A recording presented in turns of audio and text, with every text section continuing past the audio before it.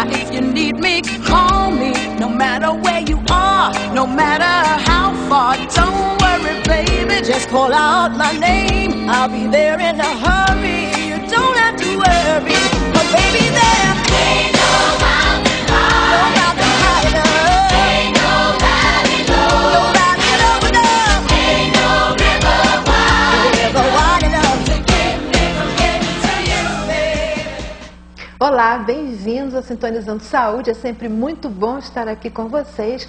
E hoje eu tenho uma convidada muito especial, que ela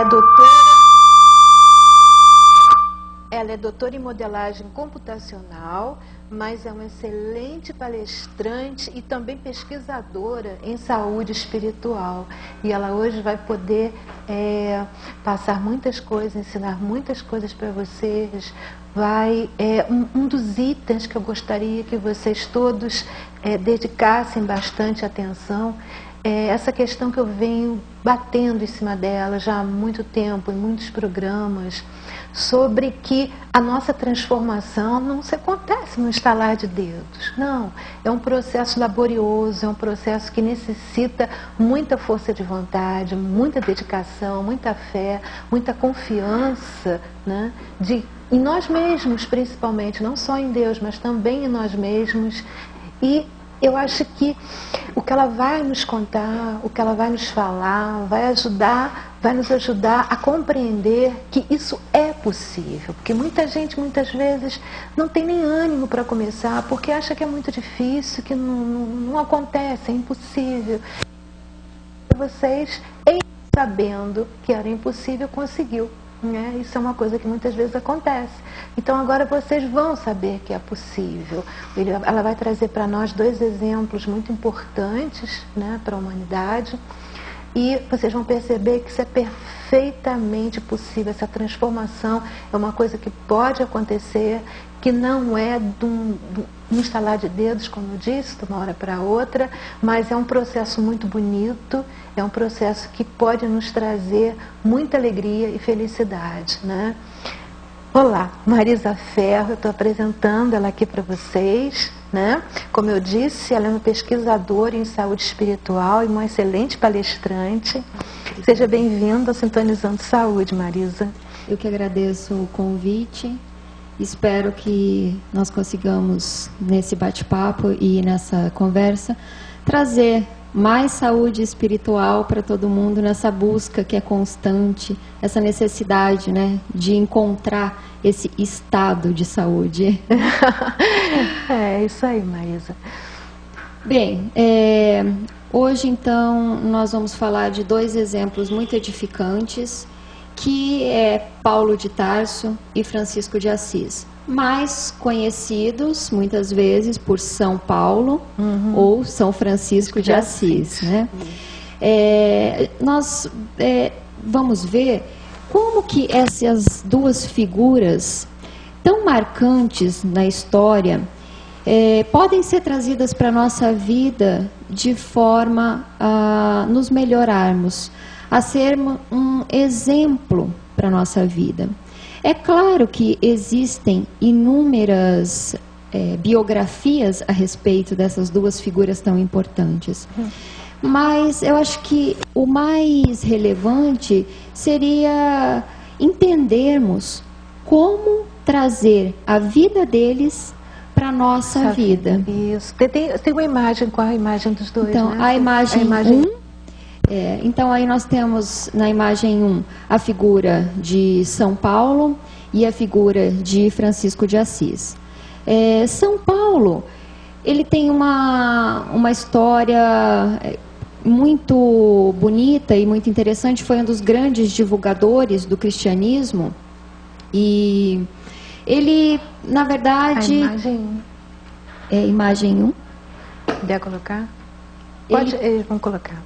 A história de Paulo começa em Tarso, ainda nem adotava o nome de Paulo, mas Saulo, e ele foi um grande conhecedor do judaísmo. Foi um dos rabis, um daqueles que falavam nas sinagogas e que lutavam pelo judaísmo, que foi a primeira religião monoteísta que se tem conhecimento.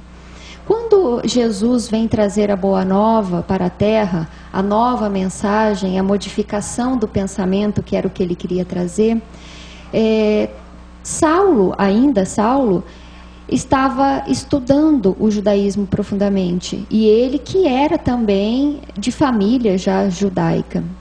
E seguia inteiramente os preceitos dessa religião judaica. Quando Jesus começa a pregar, ele ouve falar de Jesus e ele começa, resumindo, né, depois quando ele vem atuar nas sinagogas, ele ouve falar da mensagem da Boa Nova, essa nova mensagem que diziam que era o Consolador prometido, que era o Messias, que era esperado, mas não era possível que os judeus admitissem que aquele Jesus tão simples fosse o Messias prometido, porque se esperava um Salvador que viesse armado de boas espadas, não a espada aquela que vem trazer a paz, aquela que vem modificar os costumes, modificar os pensamentos, mas sim realmente uma figura poderosa que a gente sabe que não era o que Jesus vinha trazer. Saulo, então, começa, dentro daquilo que era a sua verdade naquele momento, que era o judaísmo, começa a perseguir os cristãos. E ele faz assim uma luta realmente de muito empenho em tentar manter os preceitos de Moisés, os preceitos do judaísmo. E até na figura 2, nós temos a imagem de São Paulo, e aí reflete bem o que ele queria, né? O que foi a vida dele. Ele perseguiu, ele foi cruel, ele torturou, e ele mandou matar. Então essa primeira parte da história de São Paulo muitas vezes não é conhecida, né? Mas ele estava na terra, ele era um ser humano. Então nessa perseguição aos cristãos, ele muitas vezes mandou matar, muitas vezes mandou torturar, mas por uma verdade que ele acreditava. Era o que ele achava que era o correto naquela época, né? E aí acontece uma passagem na vida dele que é muito conhecida pelas pessoas que estudam a história de São Paulo, que é o seu encontro com Jesus às portas de Damasco.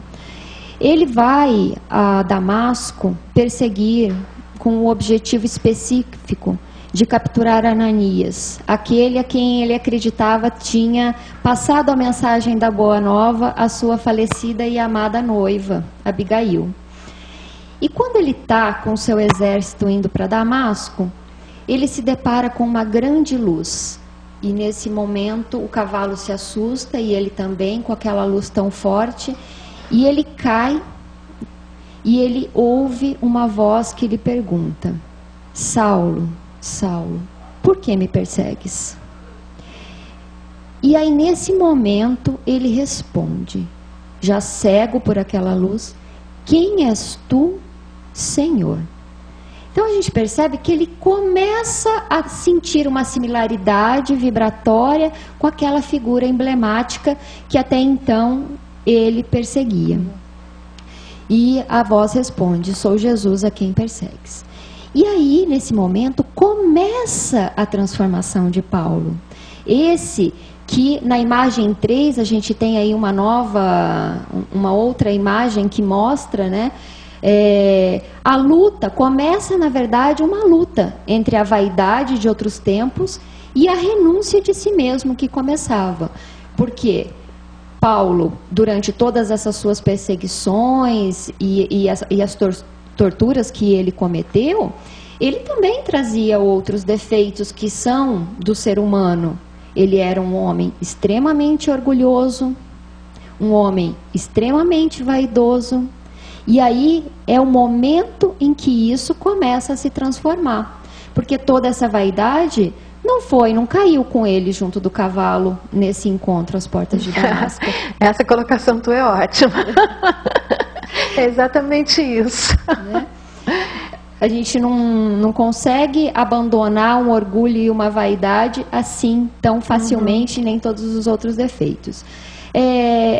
Paulo começa então a transformação da sua vida, se isola algum tempo no deserto, em meditação e em estudo dos pergaminhos que o próprio Ananias, a quem ele tinha ido perseguir, lhe passou, e ele fica encantado com todas aquelas mensagens ali registradas a respeito da vida de Jesus. Ele passa, depois desse tempo de isolamento, ele vai em busca de uma nova transformação, que é a reparação, na verdade. Ele quer reparar todas aquelas perseguições, todas aquelas torturas que ele fez contra os cristãos, e ele começa a divulgar o cristianismo. E ele começa a andar pelo mundo fazendo essa divulgação. Então a gente tem na imagem 4 um mapa que foi feito, que reflete mais ou menos quanto ele andou, né? Isso, todas as viagens missionárias que Paulo fez, divulgando o cristianismo. Estima-se que durante essas viagens missionárias ele tenha caminhado mais de 4.000 quilômetros na divulgação da mensagem da Boa Nova. Andou um bocado. Andou. E aí a gente tem que imaginar que esses mais de 4.000 quilômetros de viagens estimadas não foram confortáveis. Foram a pé, no meio do deserto, na neve, enfrentando feras, enfrentando calor, enfrentando neve, frio terrível, enfrentando despenhadeiros, enfrentando a fome. Lembrando que não era como na época de hoje, não tinha nada, né? O transporte era uma coisa extremamente precária, né? Quer dizer, foi um esforço muito grande da parte dele. Foi. Esse foi um esforço de renovação, de reequilíbrio daquilo que ele considerava que ele havia desequilibrado. E aí ele passa, com a mesma força que ele no início defendia a lei judaica, ele passa a defender a mensagem da Boa Nova e também colocar esse momento de reparação. Algumas viagens até foram de navio e tantas vezes naufragou.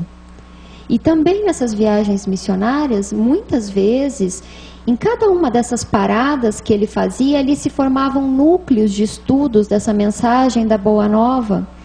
E na maioria delas ele saiu apedrejado, ele saiu humilhado, ele foi preso, ele foi espancado. E ele sempre saiu em situações muito difíceis, porque é muito difícil modificar o pensamento. Uhum. E as pessoas, é que nem como com o próprio Cristo, né? Quando você tenta levar as pessoas a alguma coisa nova que exigem que elas façam uma transformação interior, acaba acontecendo o que aconteceu com Cristo, e Paulo passou por isso também, porque tentou levar essa mensagem. Exatamente, exatamente. E aí a gente vê o grande esforço que Paulo fez durante essas suas viagens. Mas ele deixou um legado muito importante, além da sua própria transformação. Durante essas comunidades que se formavam, depois ele passou a escrever as cartas, que são as conhecidas epístolas de Paulo, que até hoje são fontes de consolo e de pesquisa, de poesia, de aprendizado, de busca para a nossa própria transformação interna, isso. Até hoje inigualáveis. E que foram cartas que ele escrevia para essas comunidades por onde ele passou nessas viagens missionárias, divulgando a Boa Nova. Então a gente vê aí um grande esforço. Em quem Paulo, ao final da sua vida, se transformou e ficou conhecido? Como um grande divulgador do cristianismo, um grande divulgador dessa mensagem que trazia a transformação da caridade, do amor ao próximo, da mudança da forma como pensamos e devemos ser mais benevolentes para com as outras pessoas. Então ele nos deixou mensagens muito importantes. Mas é importante observar que a sua transformação não aconteceu totalmente no caminho de Damasco. Ela começou. E aí a gente vai ver uma nova história inspiradora, que é a de São Francisco de Assis. E aí depois a gente pode comparar, né, essas duas transformações. E aí pensar, né, como que a gente pode trazer essa transformação para nós. Nossa própria transformação. Isso. Bom, aí nós temos Francisco de Assis. Francisco nasceu na Cilícia. Esse foi Paulo, nasceu em Assis, na Itália, também não com o nome de Francisco, assim como Paulo era Saulo, Francisco foi registrado como João. Mas o seu pai, que era um grande mercador de tecidos, estava viajando quando ele nasceu. E a sua mãe adotou esse nome, João, até em homenagem a um dos apóstolos, né, de Cristo, João, evangelista. E ele, quando o pai chega de viagem, ele não aceita esse nome. Ele acha que o nome de João não tem status suficiente para um mercador de tecidos que vai percorrer o mundo com ele, fazendo grandes negócios. E aí ele exige que o seu nome seja mudado para Francisco. Então ele muda um pouco antes, mas ele também muda de nome. Francisco, no seu início, na sua juventude, foi um rapaz muito boêmio. Um rapaz que gostava de passar a noite na boemia, cantando e bebendo com seus amigos na praça. Nessa época, a Itália, a Europa e a própria cidade de Assis mesmo era conhecida como a Nova Sodoma, porque os costumes estavam totalmente deturpados, a moral estava em decadência. Estava. A moral e o cristianismo, que havia se apegado a muitos dogmas, ao materialismo, e aquela mensagem que Jesus veio trazer e que Paulo depois divulgou, estava totalmente esquecida. E aí Francisco vem com essa missão, que ele não sabia. Resgatar isso. Mas nessa época, quando ele nasce em Assis, era a Nova Sodoma. A violência acontecia em praça pública, atos obscenos aconteciam em praça pública. E Francisco era um menino orgulhoso, um jovem orgulhoso, que gostava de vestir as melhores roupas, e o seu sonho era ser um grande cavaleiro. Tanto que ele tenta diversas vezes ir para a guerra, até para as cruzadas que aconteciam na época, que foi uma das grandes situações onde o cristianismo estava se perdendo. Francisco vai para a guerra, mas ele acaba sendo capturado, vai preso, sua saúde fica muito frágil e ele tem que voltar para casa. E ele volta para casa desolado, porque ele queria muito ser um grande cavaleiro. Era o sonho dele. E ele entra em depressão, passa meses deprimido, fechado dentro de casa, até que surge uma nova oportunidade de ir para uma nova guerra, mesmo contra a vontade da sua família, por causa até dessa sua saúde frágil. Mas ele vai para o exército papal, mas ele não chega nem a conseguir ir até a guerra. Ele já cai doente antes disso. Aí que ele fica desolado da vida. Ficou meses deprimido, fechado dentro de casa, achava que a sua vida não tinha razão nenhuma de ser, não encontrava nada de estímulo. Ele também não gostava de trabalhar com o pai na venda dos tecidos, nessas viagens, e aí ele fica lá deprimido. Até que um dia ele está voltando de uma das propriedades do seu pai, que era um homem muito rico, estava um dia muito quente e ele estava passando em frente a uma igreja conhecida como a Igreja de São Damião. E ele resolve entrar nessa igreja para se refrescar daquele calor que estava fazendo. E ele entra e ele vê que aquela igrejinha estava em ruínas, estava caindo aos pedaços, mas ele senta e ele olha e ele vê que tem um crucifixo bizantino pintado num linho. E ele olha para aquela imagem e aí, como aconteceu com Paulo, ele tem um momento em que ele é tocado.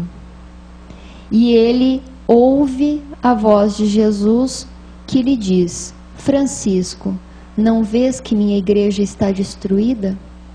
Vá e concede-a para mim. E aí veja o que ele responde: Senhor, que queres que eu faça? Assim, como Jesus perguntou, falou para Saulo: sou Jesus a quem persegues, ele disse: Senhor, que queres que eu faça? Então é o momento em que eles são tocados, né? E Francisco, ainda naquela materialidade, ele não entende o que é construir, reconstrói a minha igreja. Ele imagina que é a igrejinha de São Damião, que estava ali toda em ruínas, as paredes trincadas, as janelas caindo, o mato até crescendo por dentro. Por incrível que pareça, a única coisa que tinha intacta era aquele crucifixo. E aí ele vai em busca de tentar reconstruir aquela igrejinha.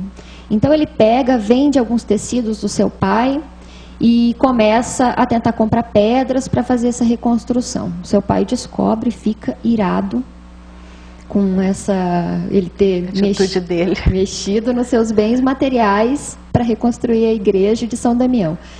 E aí acontece um outro momento emblemático, muito conhecido na vida de Francisco, quando o seu pai exige que ele devolva o seu dinheiro, e isso em praça pública, na Praça de Assis, na frente do bispo da cidade. E Francisco, naquele momento, já tocado, ainda não sabia exatamente qual seria a sua transformação, mas já tocado lá na igreja de São Damião por um sentimento que começava a mudar nele, que começava a se modificar, ele se despe, tira a sua roupa, os seus trajes ainda eram de luxo, e ele fica totalmente nu em praça pública. O bispo, apavorado, pega uma túnica velha que tinha na igreja e dá a ele para ele se vestir. E ele fala que naquele momento seu pai é outro, que seu pai agora é Deus, é Jesus. Ele não pertence mais àquela família material. E aí ele começa a luta de uma transformação.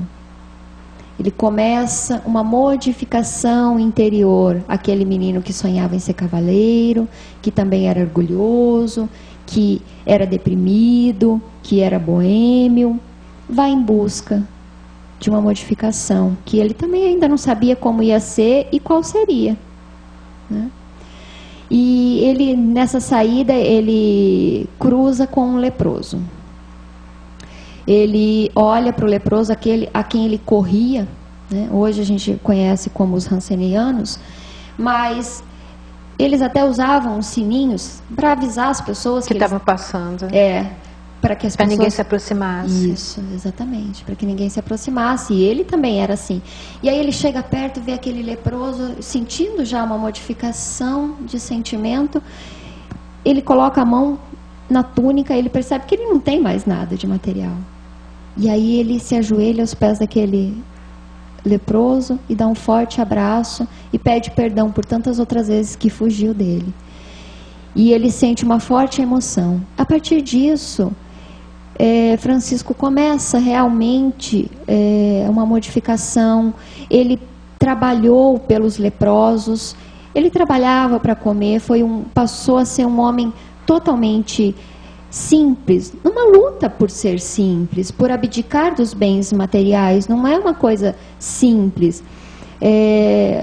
Um homem que tentava fazer a caridade para o seu próximo e que saiu pregar também a mensagem de Jesus, mas sempre com muita alegria, sempre com muita emoção. Na imagem 5, nós temos aí uma frase que mostra bem como Francisco procedeu. Senhor, dê-me forças para mudar o que pode ser mudado e resignação para aceitar o que não pode ser mudado. E sabedoria para distinguir uma coisa da outra. Uma mensagem de Francisco muito importante que a gente pode trazer para o nosso dia a dia. Exatamente. Exatamente. Tá dizendo tudo, né? Ele resumiu tudo numa frase que coloca bem como seria esse processo que Mestre Eckhart usa um termo que eu gosto muito, que é o desprendimento, né?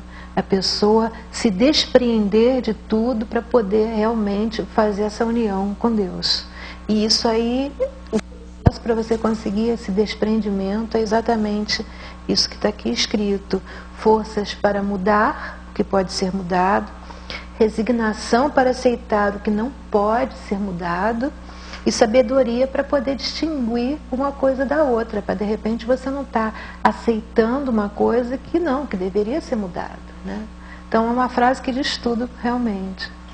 E também muitas vezes a nossa luta por situações, aquela velha frase, dar murro em ponta de faca.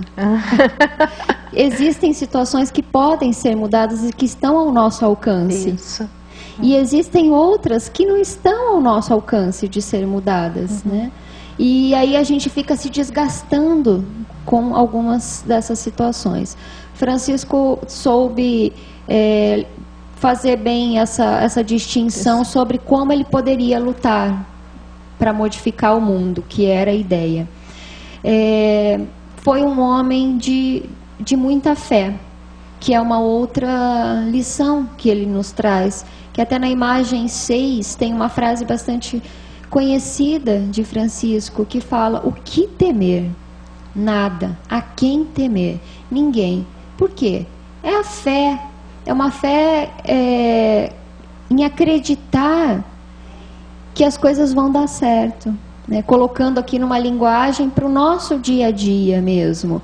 Não uma fé mística, aquela fé irracional, que tudo espera, sem dar nada em troca. Até eu vi num programa que o Padre Jacques esteve aqui, ele também colocando a fé nesses termos, né?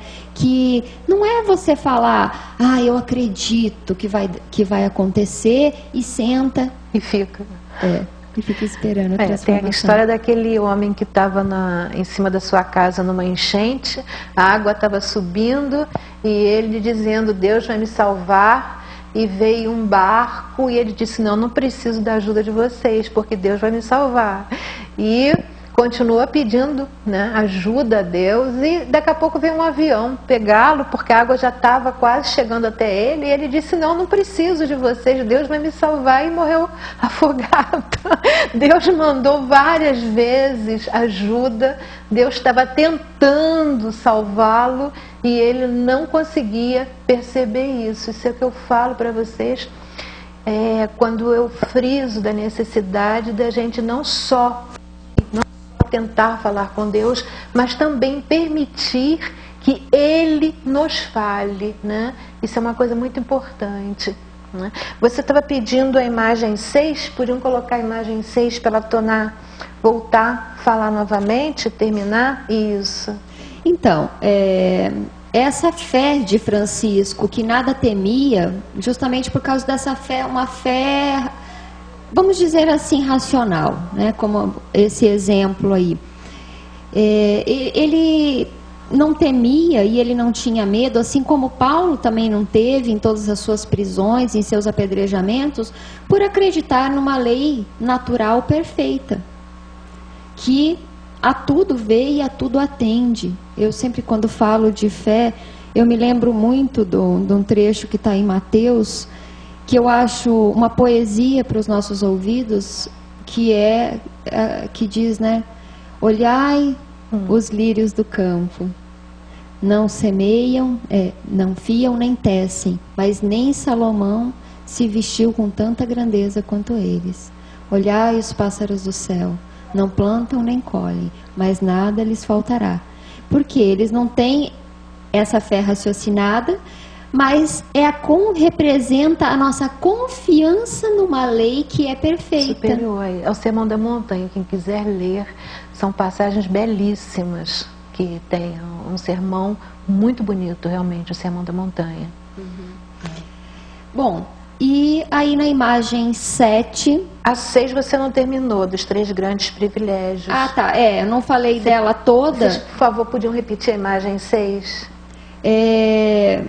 Essa é a frase completa dele, né? Eu costumo me ater muito na mensagem, mas por que não temer? Porque aqueles que se unem a Deus obtêm 3 grandes privilégios: onipotência sem poder, embriaguez sem vinho e vida sem morte, que é realmente a confiança na lei natural. Muitas vezes, uma pessoa que escute isso, por exemplo, essa parte, a quem temer ninguém, pode dizer, não, mas o mundo é muito perigoso. Quer dizer, vamos parar um pouquinho, meditar a respeito e pensar que, de repente, a coisa funciona ao contrário. De repente, não existe a quem temer, é ninguém, como ele disse. E como nós tememos, aí sim, é esse estado de temer, esse estado de falta de fé, que atrai, de repente, alguma coisa perigosa. E não o inverso, como nós pensamos que é. Ou seja, tudo é muito perigoso, tudo é muito violento, né? Então nós temos que temer. De repente, é o contrário. Essas coisas estão acontecendo porque nós estamos nesse estado de falta de fé. Se nós deixássemos, não dessemos energia a essa violência, ela não aconteceria. Então, vamos pensar nessa possibilidade da coisa ser o contrário do que a gente tende a imaginar, né? Vamos à frente. É isso aí. A imagem 7, aí ela vai trazer para nós muito do que a mensagem que nós gostaríamos de passar. E nós, com tudo isso, com todas essas histórias lindas de santos, né? O que queres, Senhor, que eu faça? Talvez seja essa a pergunta que nós devemos fazer. Mas aí a gente pensa, mas nós não somos santos? Como Paulo e como Francisco? E nós, agora, se não somos santos? Eles também não eram, né? Exatamente.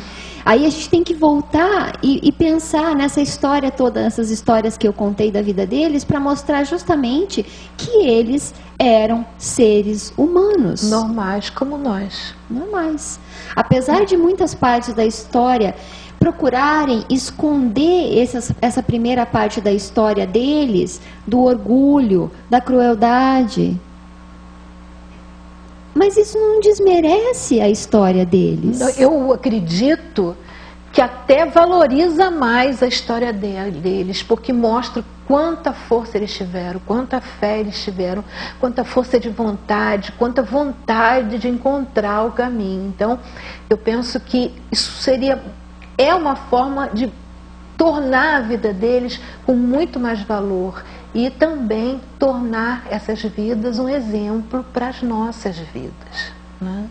Isso mesmo, porque eles foram humanos, eles tiveram defeitos como nós temos. O que muda em relação, o que pode mudar? A força para lutar pela sua transformação. E aí entra a história o encontro de Paulo em Damasco e também o de Francisco com Jesus na igreja de São Damião. Paulo não se transformou no caminho de Damasco. Francisco não se transformou na igreja de São Damião. Eles foram tocados nesse momento. E aí eles iniciam uma transformação, uma reforma íntima que dura uma vida inteira. É isso mesmo. Isso mostrando para nós que nós também somos capazes de lutar pela nossa transformação, de nos modificarmos, de também aprendermos a valorizar o que temos de positivo em nós. E aí lutarmos ainda mais para lapidarmos aqueles pontos negativos que temos. Eles não eram santos, como nós também não somos santos. Eles foram assim designados depois por uma grande história de transformação. Tem uma frase que eu ouvi você no outro dia falando, e eu acho que é assim, muito importante. O Paulo falava, o bem que eu quero, lembra que você falou? Paulo sempre dizia, isso já no final da sua transformação, para a gente ver como que a luta dele foi constante de modificação. Isso. Ele dizia assim, porque o bem que eu quero, esse eu não faço. E o mal que eu não quero fazer, esse sim eu faço.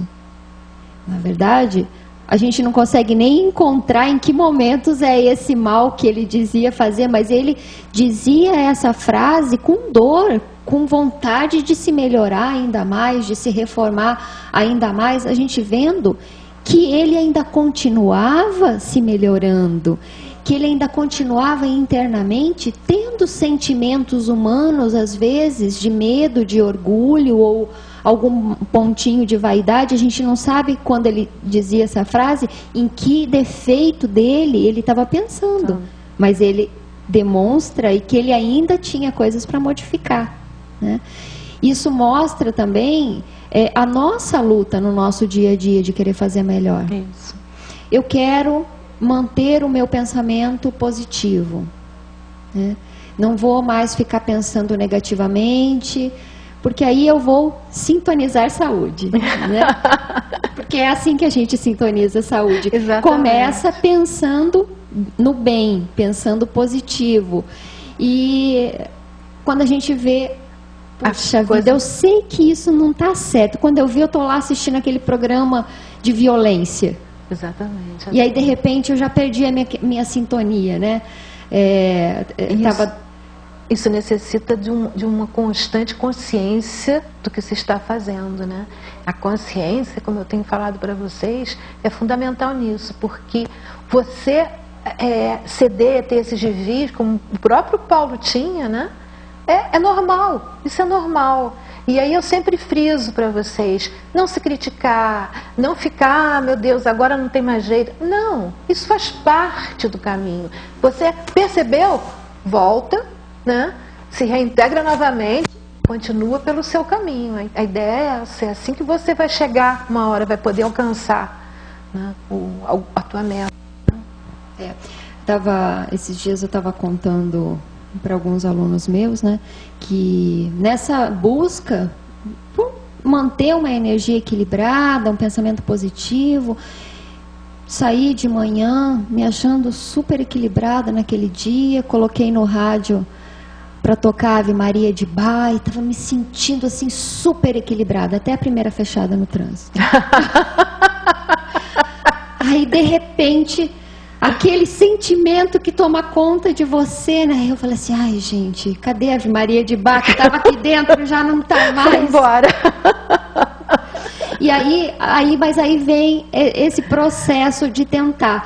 Opa, peraí, mas por que eu tive todo esse sentimento? Por que esse sentimento, essa fechada me atingiu desse jeito? Me fez ter esse mau sentimento aqui dentro? Reconhece em você o que é aquilo. Aí pensei, isso só pode ser orgulho, porque eu achei que eu também tinha que passar primeiro que ele, né? E aí você reconhece em você aquilo, e aí, peraí, vamos voltar então, vamos botar a Ave Maria de Bach de novo, para ver se ela entra. E assim é essa luta. E tem coisas assim mais específicas que cada um de nós tem, que nos atingem. Você falou em trânsito, eu acho que até no outro dia eu comentei isso, uma coisa que me deixa assim, me tira exatamente do equilíbrio, é quando você está na travessia e você para, e o meu protótipo de Admirável Mundo Novo, né, é que você pare.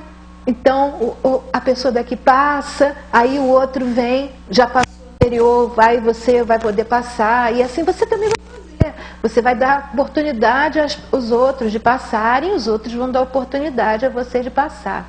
Aí você para no cruzamento e você fica.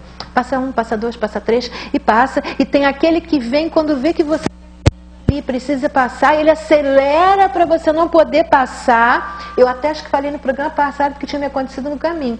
Ele acelerou para não passar e ele, depois que passou por mim, teve que parar, porque na frente estava tudo engarrafado. Isso me faz muito mal, eu fico indignada. Aí às vezes meu filho está junto, ele diz: mãe, você tem que avançar, senão você vai sair. Eu digo: isso não é possível. Será que ninguém mais... Aí já entra até a questão da gentileza. Ninguém mais é gentil nessa terra? Não é possível. Eu gostaria de eu não ter que ficar invadindo. Isso me faz muito mal, me tira realmente do... Mas é alguma coisa que eu tenho que trabalhar também em mim, né? Para aceitar o outro do jeito que ele é. Eu tenho que aceitar as pessoas do jeito que elas são. Isso aí é fundamental, eu reconheço. Tem uma frase que eu gosto muito, que diz assim... quem dizia isso era o Chico Xavier. Ele dizia assim: a você ser melhor, ao outro dê ao direito de ser quem ele é. Isso. Gandhi também dizia isso. Por que você não porque ele disse não perdoar. E o repórter ficou assustadíssimo. Gandhi não perdoa? Não, eu não perdoo porque eu não me ofendo. Eu dou ao outro o direito de ser quem ele é. Muito bom.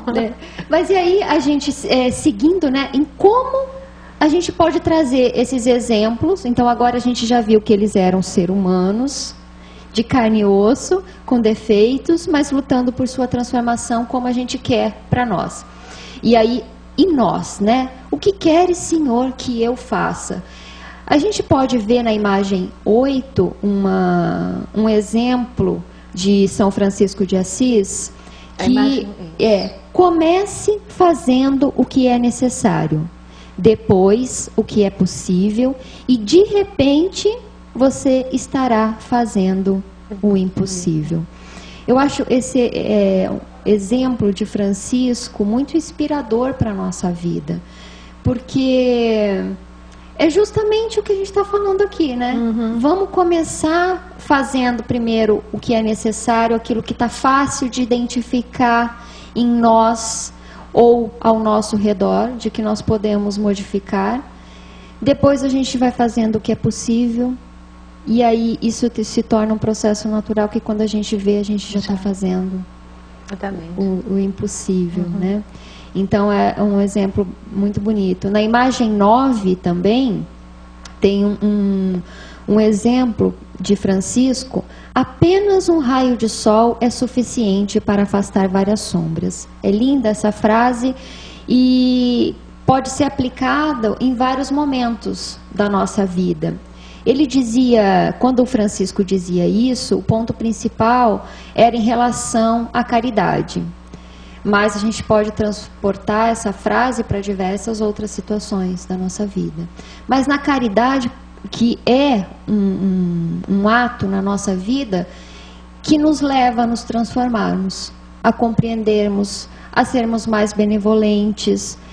E quando a gente sai de nós para cuidar um pouco do outro, a gente também passa a entrar num estado mais equilibrado, porque a gente começa a perceber que existem outras situações tão complexas e a gente começa a ver que as nossas são possíveis. São simples. De serem resolvidas, né? Essa frase também é muito útil em várias situações específicas, até materiais da nossa vida. Eu já dei aqui vários exemplos para vocês disso, em que a gente pode enquadrar essa frase, mas lembrando um deles, a pessoa que perde um emprego, começa tudo a dar errado na vida dela, e ela fica cada vez no estado pior, e aí ela procura outro emprego, não acha, e tudo começa a ficar complicado. Então, de repente, se ela parar de ter aquele estado negativo, se ela parar de começar a olhar as coisas de uma forma negativa, não se arruma mais emprego, hoje em dia está difícil. As pessoas tendem a ter sempre essas frases negativas, essas colocações negativas. E apenas um raio de sol é suficiente para afastar várias sombras. Então, quando eu coloco, por exemplo, para com essa obsessão, essa necessidade imensa de catar emprego, de procurar alguma coisa, e nunca acontece, tudo dá errado.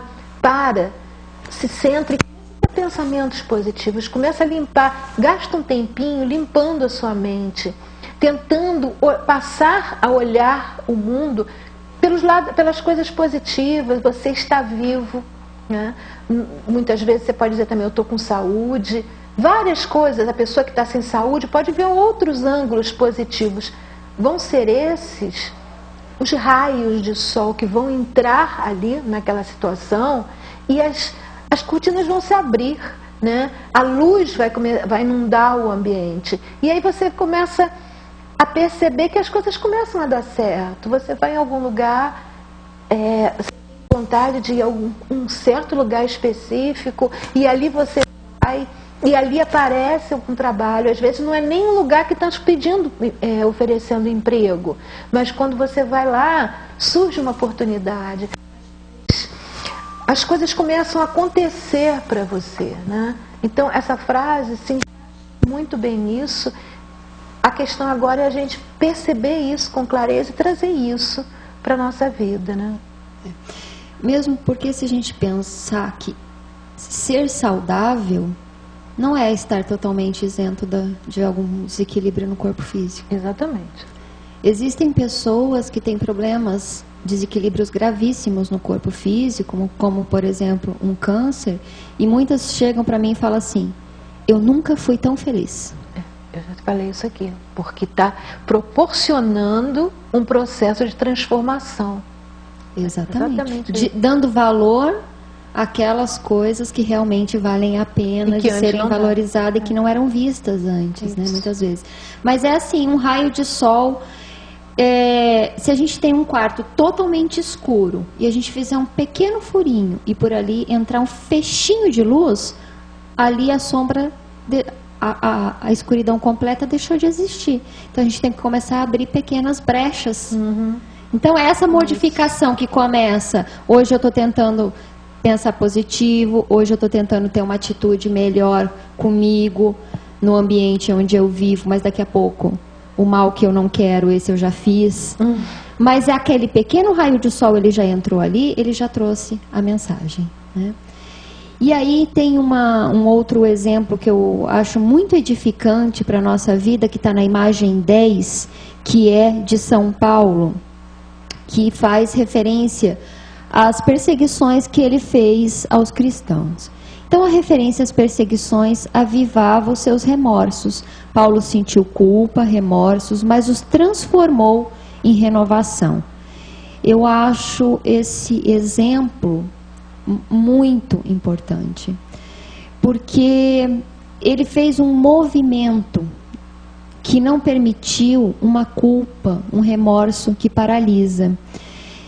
Porque errar, é o que a gente está falando aqui, vai acontecer. Nós ainda somos seres em evolução que estamos procurando a nossa melhoria. Vamos errando e vamos acertando. Errar vai acontecer. E aí, quando a gente erra, quando a gente percebe que a gente foi em desequilíbrio, seja como a gente pensar uma lei divina, ou a lei de Deus, ou aquilo que eu acredito como uma verdade, quando eu vou contra uma verdade que eu acredito que é a melhor para mim, eu sinto culpa. É natural sentir a culpa. Porque é o momento que você identifica que você fez algo errado. Então ela, de certa forma, a culpa é positiva. Existem casos patológicos que até são identificados já pela medicina, que são pessoas que não sentem culpa em momento algum. Isso já é uma patologia e já é um problema grave. Então a culpa, de certa forma, ela é positiva. Só que ele não ficou paralisado pelo remorso, porque eu sentir culpa e eu me paralisar pelo remorso não vai me colocar para frente. Eu costumo dizer que a pessoa que sente culpa e para nela, acontece o que você está falando. Então tem que se transformar isso em responsabilidade. E aí a conotação vira totalmente outra, passa a não acontecer mais essa paralisação que você está dizendo. Foi um movimento que ele fez. Então Paulo sentiu culpa, remorso, mas transformou em renovação. No caso dele, qual foi a renovação? Ele foi em busca de reequilibrar tudo aquilo que ele tinha feito contra o cristianismo. Ele se tornou um grande divulgador do cristianismo. A gente tem outros exemplos, como por exemplo Judas. Judas errou, como Paulo errou. Judas sentiu culpa, como Paulo sentiu culpa. Só que Judas não colocou essa força em movimento para o reequilíbrio. Ele se paralisou pelo remorso. O remorso, ele desequilibra. Judas se desequilibrou e se suicidou. Paulo colocou essa força para renovação. E assim, a gente tem que usar esse exemplo para a nossa vida, de colocar esse sentimento de culpa, não se paralisar. Às vezes, a gente achar que se martirizar pela culpa, de certa forma, eu estou melhorando. O que é um engano. Né? Aquilo que eu fiz de errado, então eu vou me martirizar. Eu não tenho direito de ser feliz. Eu não tenho direito a essa oportunidade. A pessoa se autopunir. Isso que ela está falando é isso que a Marisa está nos dizendo, acontece muito. Um grande problema, isso para vocês até avaliarem para vocês mesmos, é que a pessoa que faz esse processo, na maioria das vezes, não tem essa consciência. E começa a se martirizar, começa a se punir, porque é como se fosse tentando se redimir dessa forma de uma culpa da qual de alguma coisa que ela se acha culpada, né? E a pessoa muitas vezes se tortura sem ter consciência de que ela está fazendo aquilo nesse processo, né? Então, vocês têm que ter claro que nunca essa questão que ela colocou, se martirizar, vai ser uma coisa positiva, né? Você tem que usar o exemplo de Paulo e de Francisco, que transformaram esses processos todos, né, em renovação, como o termo que ela usou, que é muito... A pessoa é responsável pelo que aconteceu, mas ela tem que isso deveria promover uma renovação, uma transformação. E isso, muitas vezes, a pessoa não percebe que está se martirizando por causa disso. Então, é uma sugestão, vocês avaliarem isso, o que está acontecendo, muitas vezes, até muitas doenças que as pessoas desenvolvem, que é um processo de martírio mesmo, né? Perceber se o que está acontecendo não é isso, e aí isso já é o começo de um caminho de uma transformação. Existem muitas pesquisas médicas que têm pesquisas que consideram o homem como um ser integral, um ser holístico, não um homem em fatias, né? Que a gente cuida do dedo, aí cuida do braço, não, um ser integral. Existem pesquisas que têm mostrado quantas doenças, patologias muito difíceis de serem diagnosticadas têm o fundo na culpa. E, inclusive, diabetes tipo 2, muitos problemas de pele, né? Claro, além dos desequilíbrios não só físicos, assim, mas como os desequilíbrios emocionais, como depressão, síndrome do pânico. Exatamente. Então a gente precisa ir em busca desse movimento. Sou responsável, sim, pelo que fiz, mas vou em busca de me livrar desse movimento que paralisa. E se eu não conseguir sozinho, eu vou ter que procurar uma ajuda, mas não paralisar, né? Exatamente. Então a gente tem aí todos esses exemplos que a gente pode trazer para a nossa vida. Fé, caridade, benevolência, auto-perdão, busca de reforma íntima. Reforma íntima, uma transformação que é fundamental, né? Só o viver já é se transformar, quando a gente realmente vive, não está... Né? Essa é a questão. Nós estamos terminando por hoje o nosso programa, infelizmente, e você trouxe umas sugestões de leituras para alguém que se interesse mais pela vida deles, né? Isso, eu trouxe apenas 2 exemplos que eu considero que são boas leituras, do meu ponto de vista. E às vezes a pessoa se inspirou por essas histórias e quer conhecer mais. Então, nós temos... Para Francisco de Assis, esse livro aqui do Donald Spotto, que é um teólogo e pesquisador que fez uma pesquisa bem completa, que conta a história mesmo, toda, contando mesmo os fatos que nós abordamos aqui e depois a modificação. Ele não omite nada. Não. E ele coloca aqui que é a transformação de uma vida de Francisco. Então, uma boa Francisco de Assis, o Santo Relutante. Eu acho que diversas livrarias devem encontrar, até na Vozes, talvez, não sei. Esse aqui eu comprei numa livraria fora aqui da cidade. E sobre Paulo, a história mais completa, que envolve todas as passagens que tem nos Atos dos Apóstolos e que a gente pode ler nas epístolas e tudo.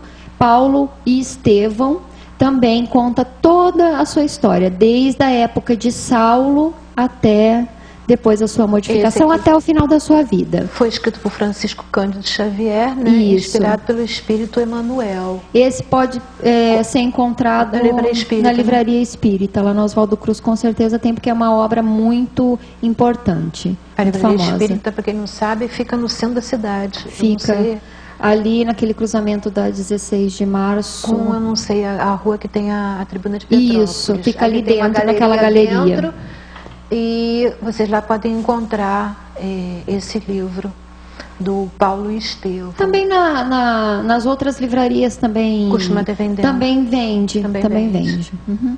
Então Bom, fica aí sugestão. Duas sugestões de leitura muito boas. Quer saber mais, né? A vida deles é quase como se fosse um romance, porque é tão bonita, tanta cheia de acontecimentos, de fatos que podem nos ajudar, né? São livros muito bons. Bom, Marisa, eu agradeço muito a sua presença, foi muito bom, né? Seus ensinamentos hoje foram ótimos, acho que a gente aprendeu muita coisa, né? Por hoje nós estamos terminando, mas eu tenho certeza que a Marisa vai voltar outras vezes para conversar conosco, né, Marisa? Eu que agradeço o convite, os ensinamentos são todos de Francisco e de Paulo. Mas eu agradeço muito a oportunidade. Ela foi um instrumento que nos trouxe esses ensinamentos. Agradeço a oportunidade de estar falando dessas figuras brilhantes e espero que as pessoas tenham se inspirado. Com certeza se inspiraram bem. Nós então estamos chegando ao final do nosso programa. Nós vamos lembrar para vocês que quem precisar da babosa, né, originalmente criada pelo Frei Romano Zago, ela já vem pronta para consumo com mel, aloe vera, que é a babosa, e geleia real. É só entrar em contato 2237-0720.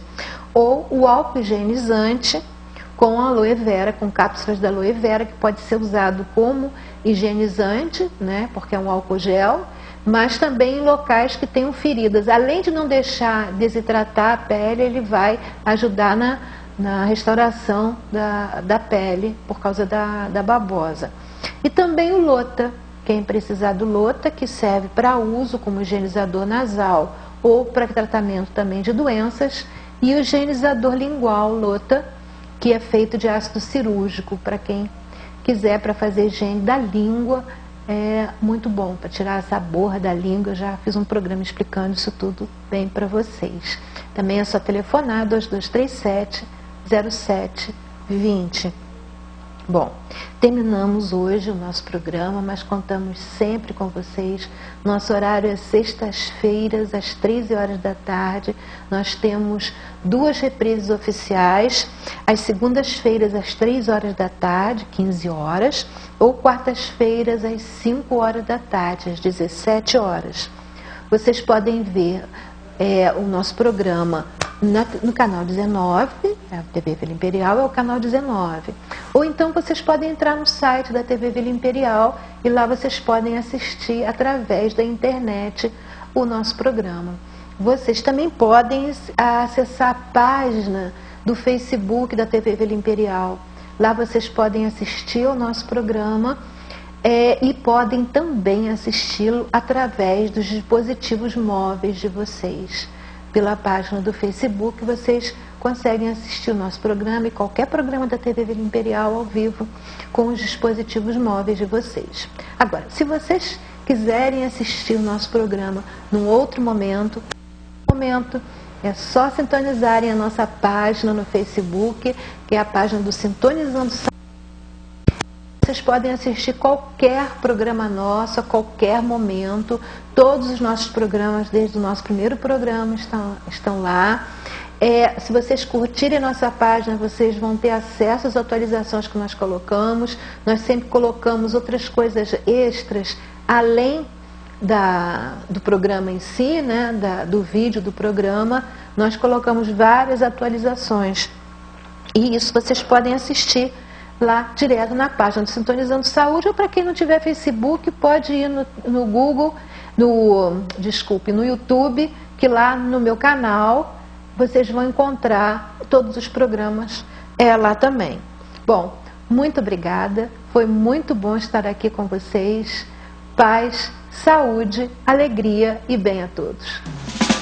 Now if you need me, call me, no matter where you are, no matter how far. Don't worry, baby, just call out my name. I'll be there in a hurry, you don't have to worry. But baby, there ain't no mountain high enough, ain't no valley low enough, too low, ain't no river wide enough to keep me from getting to you, baby. Remember the day I set you free, I told you you